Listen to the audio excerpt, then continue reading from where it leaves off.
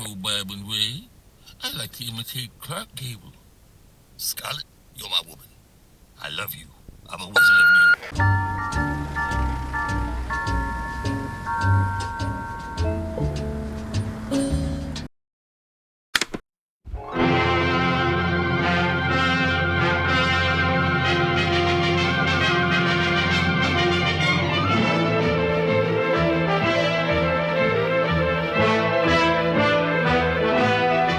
And now, Mushies, the great new cereal that gets soggy even without milk or cream, brings you another exciting story of adventure starring Tippy the Wonder Dog. As we look in on the isolated cabin of Grandpa Witherspoon today, we find that Gramps is making preparations to celebrate his birthday. Meantime, little Jasper stands in the front window, gazing out at the neighbors as they pass by without stopping. Suddenly, the boy turns and speaks. Looks like nobody remembered your birthday, Gramps. The neighbors are all passing by without stopping. Yeah, concern it all. I know they're passing by without stopping. Not a one of them ever remembers my birthday. That's why I'm planning to have a celebration all by myself. If that fool dog of yours ever gets back with the candles for the cake. Oh, you don't need to let that cast a shadow of worry over your big day, Gramps. Tippy's entering into the full spirit of the occasion. Yeah. You can just bet on that. Tippy is the dedicatedest, the smartest dog in the whole wide world. Well, concern it all. What's become of him, then? I sent him out for candles as soon as I decided to bake my special coconut layer cake with apricot frosting. And I reached that decision about noon last Thursday. Oh, try not to be concerned, Gramps. You know how hard it is to find candles that are the right color to go with the apricot frosting. Tippy probably had to look over the whole selection at the general store. But he should be back any minute now. Tippy's the dependablest, the smartest dog in the whole wide world. Well, concern it all. When I was a young fella, everybody in the valley pitched in to help celebrate my birthday. Now I have to bake my own cake and leave all the other arrangements in the hands of a fool dog. Avast! I think I see Tippy out there now, Gramps, loping over hill and dale to make this occasion truly memorable. Here, Tippy, Tippy, Tippy. Well, concern it all. Let me have those candles. Cake's ready to take out of the oven right now. Calm down, Gramps. I wasn't Tippy I saw out there after all. It was just the Mullahan's beagle headed home with an expensive crystal punch bowl. Concern it all. That beagle always remembers to buy the Mullahans a present on their wedding anniversary. I can't get a box of birthday candles out of that fool dog of yours, even when I pay for 'em myself. Ah, gee, Gramps, you make Tippy sound self-centered and ungiving. Actually, he's got a heart as big as all outdoors. He's the swellest, the smart... Wait, I see him now, for sure. Here, Tippy, Tippy, Tippy. Well, don't just stand there, boy. Give me the candles before that cake gets burned to a clinker. Sorry, Gramps. As it turned out, that wasn't Tippy. It was just one of the puppies that hangs around the Miller place. He was headed up that way with a get-well card for old man Miller. Well, that pup couldn't be more than 2 weeks old. He's already learned how to be thoughtful to his master. That fool Tippy never thinks of anybody but himself. Ah, Gramps, you're just lashing out at the world because you think nobody remembered your birthday. But you can depend on Tippy. He's the wonderfulest, the smartest... Oh, wait. Oh, I see him for sure now, homeward bound in a display of unswerving devotion. Come on in, Tippy. That's a good boy. Well, concern it all, I see the fool dog. Where are the candles I sent him for? I guess he didn't bring them, Gramps. He seems to have spent your money on this bottle of vitamin pills instead.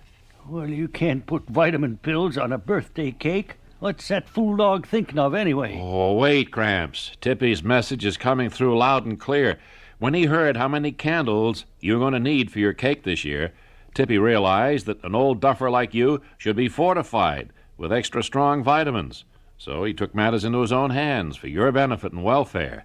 Boy, oh boy, didn't I tell you, Gramps, that Tippy's the brightest, the smartest dog in the whole wide world?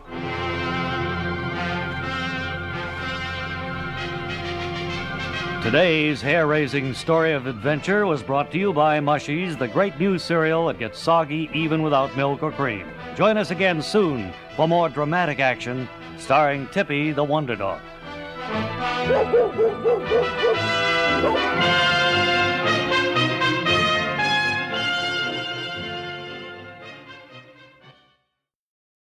And now it's time for another story of drama and tense emotion. A tale well designed to keep you in anxiety. And here with us again to set the stage for our latest thriller is the noted lecturer and world traveler, Commander Neville Putney. Commander, I assume you've reached into your amazing file and brought forth another tale, well designed to keep us all in anxiety. Yes, indeed I have, young man. It's a true story of two young men who set out on a madcap adventure, never dreaming it was destined to bring them face to face with anxiety. The central figures in today's tale were a pair of daredevil aviators, Brad Lunsbury and Thad Goftus. They were seeking fame and fortune by flying a single-engine biplane around the world non-stop when disaster suddenly struck. They were forced down somewhere in the Pacific near the Philippines, and it was several days after they swam to a nearby desert island that Brad first spoke of their terrible plight. We've been here 3 days now, Thad, and I'm afraid that means our plight is more terrible than we thought.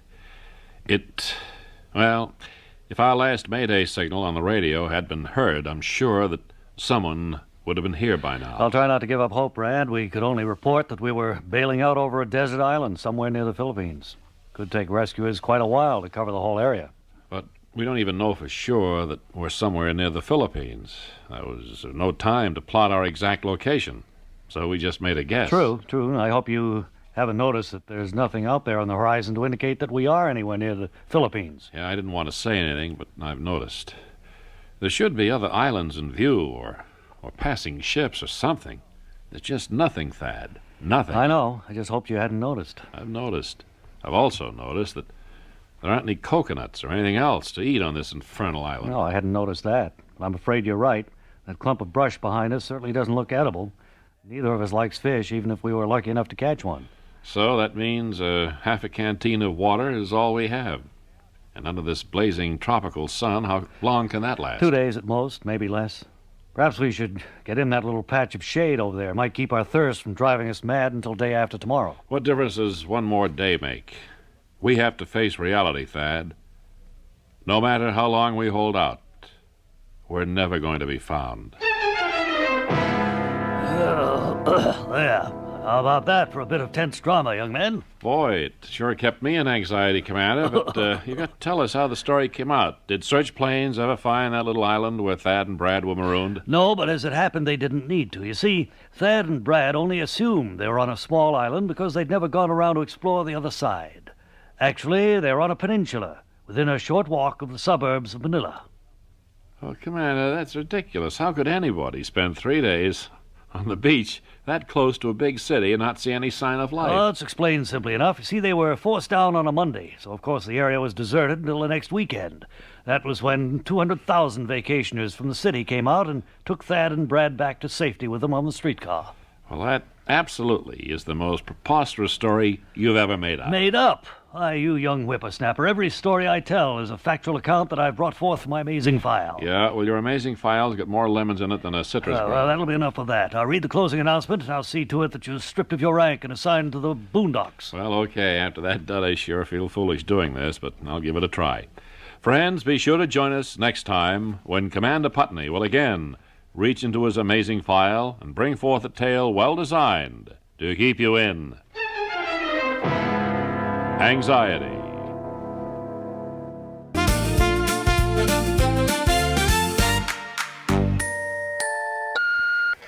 Well, Bob and Ray, this is your lawyer, Lance Q. Sturdley, Esquire.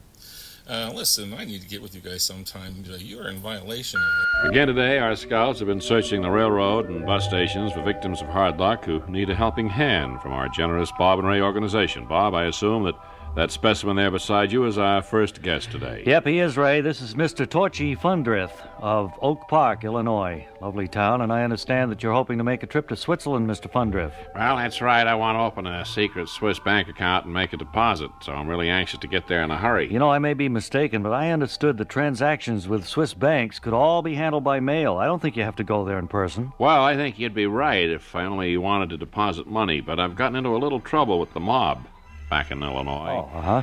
So I thought I'd just rent a nice, roomy secret vault in a Swiss bank and deposit myself into it until things blow over. Well, I can understand your urgent desire to get out of circulation. You really think you can live comfortably in a Swiss bank vault? Well, I think I could do that easier than I could breathe at the bottom of the Chicago River. True. That seems to be my only other option. Well, our Bob and Ray organization is standing by to help you, just as it does so many other people. And here, just for you, we'd like to have you have this fine waffle iron from the Old Point Comfort Appliance Company. It can also be used for making grilled cheese sandwiches.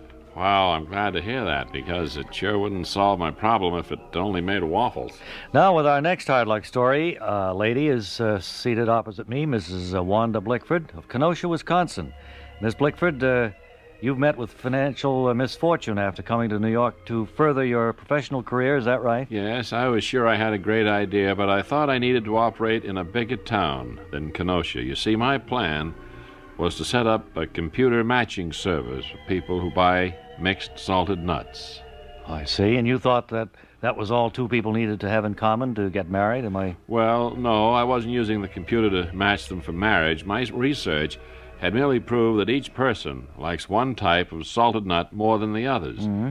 So the idea was to match a pecan person with a cashew person, for example. Uh-huh. Then they could trade off their spares to get their favorites. Well, that certainly sounds like an idea whose time had come, but I guess your business must have failed, or you wouldn't be here pouring out your story of misfortune today. Yes, the project really bombed, all right. And I'm really not sure why. I think maybe it's because I had to charge $50 a person to make the thing pay. So you'd have to eat an awful lot of mixed nuts to justify spending that kind of money on a computer matchup. Yes, and during a recession, I guess some people think they have better things to do with $50. However, our generous organization wants to cheer you up in this time of disappointment, Miss Blickford. And with our compliments, here, you take this set of hand-woven covers for your golf clubs. See, each one has a little tassel on top in a different color. Well, I don't care about the colors of the tassels. I don't even play golf. Okay, and now with today's final hard luck story, I'd like to have you meet Mr. Elton Dunsmuir of Joplin, Missouri. I understand, Mr. Dunsmuir, you encountered heartbreak while you were still in the process of moving here to New York. Yes, you see, I'd planned to park my mobile home somewhere over here on Sutton Place and begin a new life. But it broke loose from the truck I was using to tow it just after I came out of the Lincoln Tunnel, and it's now parked kind of cattywampus across 54th Street and 10th Avenue. Well, I guess cattywampus is a Missouri expression that means your home is blocking traffic. Yeah, I guess you could say that. You see, it's one of those extra big mobile homes about 60 feet long. So my living room is up on the sidewalk on the northeast corner, and my kitchen is in the doorway of a drugstore on the southwest corner. I see, That's cattywampus, clear across the street. It certainly is. My bedroom is directly over the manhole in the middle of the intersection. Guys from Con Edison keep coming up and pounding on the floor all night. Well, I know how upsetting things like that can be, especially when you're trying to get your rest in a strange city. But we'll make your life a little brighter for you. Our Bob and Ray organization gives you, with its compliments, this all-steel 4-drawer filing cabinet from Aunt Martha's Office Supply Company, White River Junction, Vermont. See, you guys really know how to help a fellow whose mobile home is stuck in the middle of the street. You're entirely welcome. The least we could do, sir. And now back to Ray at our main anchor desk.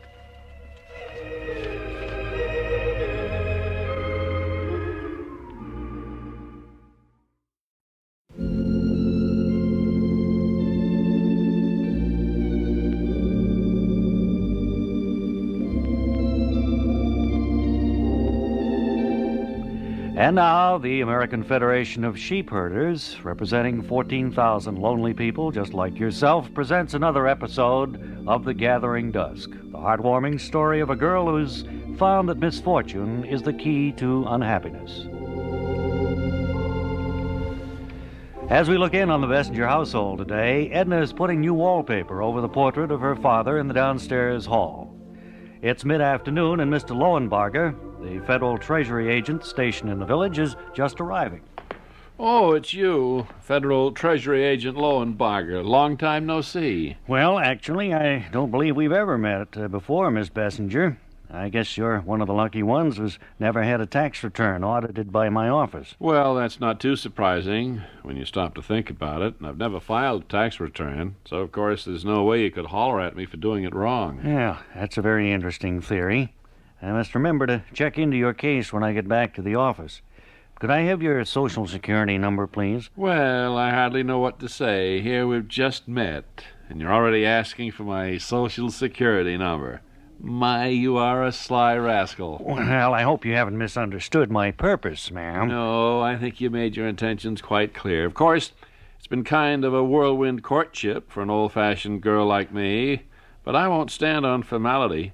So you just set the wedding date, and I'll get to work on the invitation. Miss Bessinger, I'm not asking you to marry me. In fact, I already have a wife. Well, I won't tell her about our plans if you won't. Besides, I assume a government official with your connections can beat a simple bigamy rap. Now, do you prefer a big church wedding or something simpler? Neither one. I just want to find out why you've never filed an income tax return. Well, we can discuss that on our honeymoon, but right now, we have so many plans to make for the wedding. Miss Bessinger, there isn't going to be any wedding. I'm sorry. Oh, that's all right. Don't apologize. I just thought I'd run the idea up the flagpole and see if anybody saluted. Yeah, I understand. I just hope that's not the only reason you asked me to come over here. No, I have something much more urgent on my mind, Federal Treasury Agent Lowenbarger. I've just come into possession of some money that I suspect is counterfeit, and I'm scared silly that I'll be sent away for a long stretch if your people should happen to break down the door and find it while they're searching the house. Well, nobody on my staff goes around breaking down people's doors and searching their houses, Miss Bessinger. But I'll be happy to examine any money that you're suspicious about. Could be counterfeit, even though nothing like that has turned up in this area for several years. Well, I'm almost sure that this stuff right here is phony. The frightening part is that somebody slipped it in my mailbox. I'm afraid that means they want me to pass a batch of it for them. But the risk would be terribly great. Well, from this sample you've shown me, I'm sure there's nothing to worry about, ma'am. Well, I think there's plenty to worry about. Just look at this terrible counterfeiting job. The thing is printed in blue ink. It's got a picture of a cat where Washington or Lincoln should be, and the denomination is 15 cents, which makes it suspicious right there. I'd be nabbed in a minute trying to pass this as real money. Well, yes, that's probably true, but you're the only person I can think of who'd mistake it for real money, Miss Bessinger. It's obviously a coupon good for 15 cents off on the purchase of a can of cat food. Great day in the morning. I do believe that is a possibility, Federal Treasury Agent Lowenbarger. And here I thought the counterfeiter was going to make me pass the stuff for him just because I'm a leading citizen here in the village with a reputation that's above reproach. My lands, you can't know what a burden this lifts from my shoulders, Federal Treasury Agent Lowenbarger. I suddenly feel as if I'm no longer standing in the gathering dusk. Can it be that Edna's freedom from worry about having counterfeit money in her possession may at last enable her to find happiness? Or will it only lead to further heartbreak when she realizes that the coupon is good for 15 cents off on a brand of cat food that her cat won't eat? Join us for the next exciting episode when Edna may decide to pass up the bargain of a lifetime in the gathering dusk.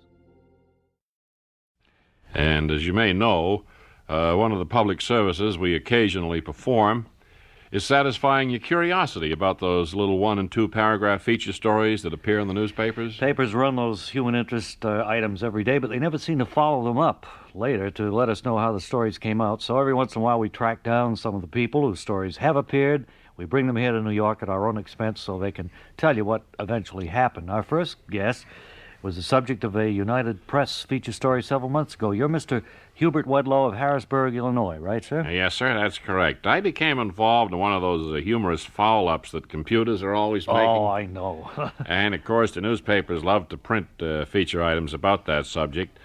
I understand I got almost 2 full inches of space and more than 400 papers coast to coast. Well, that's more publicity than most of us achieve in a lifetime, Mr. Wedlow. I understand that the computer mistake in your case was made on your weekly paycheck, is that right? Yeah, I work for the gas company back home, and I'm supposed to make $162 a week. Right. But then one week the machine went haywire and issued me a check for $10,162. Wow. Of course, I knew it was a mistake right away, and I couldn't keep the money. Right. But I showed the check to the local newspaper before I gave it back, and, well, the editor made quite an item out of it. Well, I'm sure many of our listeners saw that original item, but then we never heard how your story came out. Were you rewarded or promoted for your honesty in giving back that $10 million mistake check? No, sir, I was fired the next week. You see, the boss's wife is in charge of the payroll department. and the boss thought I should have come to him quietly instead of pointing out coast to coast how his missus was a dimwit for not catching a mistake like that. Well, that's obvious from your shabby appearance that you haven't been able to find another job. No, sir, I haven't. We thank you for coming here to New York, taking time out to tell us the sad conclusion of your story. Our next feature story follow-up is from a lady, Mrs. Clara Shumbaugh of Moberly, Missouri. The AP ran a picture as well as a feature story about you, Miss Shumbaugh. Yes, did they? they had a photographer right on the scene at the Missouri State Fair when I won a blue ribbon for my giant cucumber. Wow. It was almost 2 feet long, and it weighed more than 19.5 pounds. Yeah, I remember seeing the picture in the paper, and the cucumber really was enormous, but I'm wondering what happened after that original story appeared. Did you sign any contracts to display the giant cucumber at other fairs? No, in fact, the newspapers had barely hit the streets when we cut the thing open and found out it wasn't a cucumber. It was a watermelon with bumps on the outside. I can't imagine how it got mixed up with my cucumber display, and I felt awfully silly about the whole thing. Well, you were a good sport to come here and tell us about it anyway. Let's have one more feature story follow-up. Here's Mr. Herbert Botchford of Cleveland. And I understand that the item about you appeared in almost 900 papers, Mr. Botchford? Yes, sir. It was in the Cleveland Plain Dealer originally, but then it was picked up by one of the national news services, and I heard later it was also carried throughout the British Commonwealth by Reuters. Oh, it's amazing coverage. Now, just what was your story that attracted so much attention? Well, I went out to my mailbox one day last April, and I thought it was kind of funny that one of the letters had real old Christmas seals on it. But then I also noticed there was just a 2-cent stamp on the front. So I examined the postmark very carefully. Yes, I know you did. And to make a long story short... Well, I don't usually make it short when I'm telling it. Well, I know, but we're kind of running out of time here. What it all boils down to is that you received a letter that had taken 47 years to be delivered, even though it was mailed right in the same city. Yes, sir, that's right. It was mailed in 1928. The post office people can't figure what happened to it all those years, but it finally turned up and got delivered. Well, it's a mystery that may never be solved, but one thing you could clear up for us, sir. The news story didn't mention who that long-lost letter was from. It was from the Internal Revenue Service, telling me that I owed another $10 on my 1927 income tax. Well, I'm sure that small debt was canceled after you explained what happened. Oh, you see, figuring compound interest for all those years, I now owe $9,433.67, and I can't pay it. So I'll be starting my prison term next week. Well, I'm glad we caught up with you while you're still available. And I want to thank you and our other guests for stopping by today so we could learn how your feature stories came out. All right, well, now it's time to pick up more valuable tips for you home handymen as we pay another of our regular visits to the basement workshop of Fred Falvey, the do-it-yourselfer. Fred, I see you've really beautified the workshop with all those potted cactus plants. Those are new since our last visit, aren't they? Yes, they are, Ray, but those plants aren't primarily for decoration. Oh. You know, a cactus pulls moisture out of the air, so I bought these and transplanted them into pots with the aid of a few simple tools. Now they're keeping the basement dry for a good deal less money than a dehumidifier would cost. Hey, that's quite an idea, Fred. And I'm sure our beloved friends of the radio audience will want to dig up some cactus plants for that purpose the next time they're vacationing out west. Yeah, it's always a good idea to have a few around the house when you live in the city. You can tap them for drinking water if your pipes have to be turned off for a long period. Cactus water doesn't taste very good, but it can keep you alive for several days after your neighbors have all died of thirst. And you just cut a hole in the cactus to get the fluid out, is that it? That's right. Number 5 paring knife is the best thing to use, but in a real emergency, almost any pointed shop tool will do. So, there you have it, listeners. Just one more example of better living by doing it yourself. Fred, I'm sure our home handymen are all anxious, though, to hear about your newest project here in the basement workshop. Right, and this week I have a fascinating new project started here in the basement workshop. It's this handsome thermometer. It can be placed on the wall inside the home or nailed to a tree in the yard, whichever you prefer. Gee, it really is beautiful and useful, too. Would you explain to the handyman listening how you made it? What I plan to do is explain how I made it for the benefit of the handyman listening in. Good.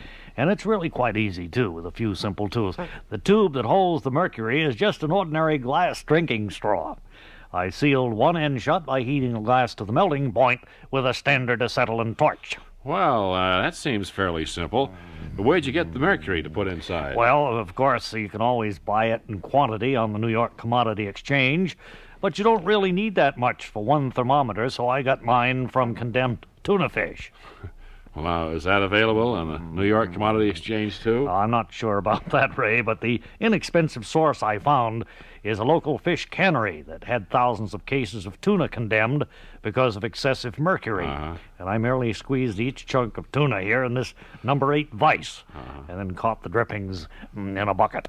And that's all pure mercury that drips into the bucket, is it? No, it's mostly fish oil, just a little mercury mixed in.